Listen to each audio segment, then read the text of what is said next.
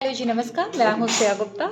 आज मैं बात करूँगी, आजकल हम सोचते हैं कि बच्चों को किस मेथड से पढ़ाएँ कि उन्हें ज़्यादा समझ में आए। आइए जानते हैं कि क्या कहते हैं हमारे शास्त्र।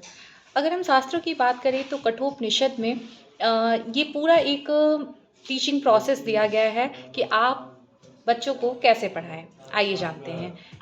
आपने ये श्लोक तो सुना ही होगा कि ओम सहना भवत सहनौ भुनक्तु सह वीर्यं करवावहै तेजस्विनावधीतमस्तु धियो यो नः प्रचोदयात्।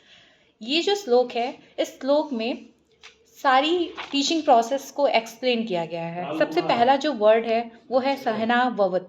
या सहना भवत का मतलब होता है कि हम दोनों। जब भी मैं हम दोनों कहूँगी तो इसका अर्थ आप ये समझिएगा कि शिक्षक और शिष्य।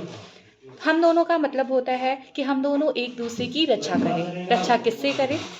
शिक्षक एवं शिक्षार्थी के नैतिक विकास के लिए ये आवश्यक है कि जब भी कभी शिक्षक या शिष्य में से कोई भी पतन के रास्ते पे जा रहा है तो एक दूसरे से उस पतन के मार्ग पे जाने से उनकी रक्षा करनी है, उन्हें रोकना है। दूसरा है कि सहनौ भुनक्तु, यानी कि साथ साथ उपभोग करें। किसका? ज्ञान का।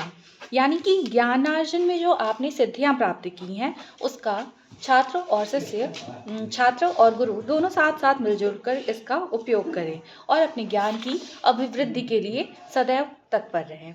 नेक्स्ट है सहवीर्यम करवावहै, यानी एक दूसरे के शौर्य की रक्षा करें।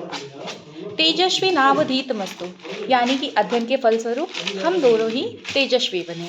माधवी शाह वहे, एक दूसरे की उन्नति से ईर्ष्या ना करें। लेकिन आज वैदिक काल से लेके आज तक आप देखेंगे कि कभी भी एक शिक्षक अपने शिष्य की उन्नति से कभी भी ईर्ष्या नहीं करता है।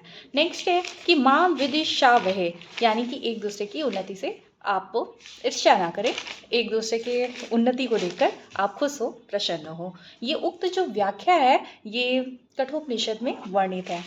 धन्यवाद।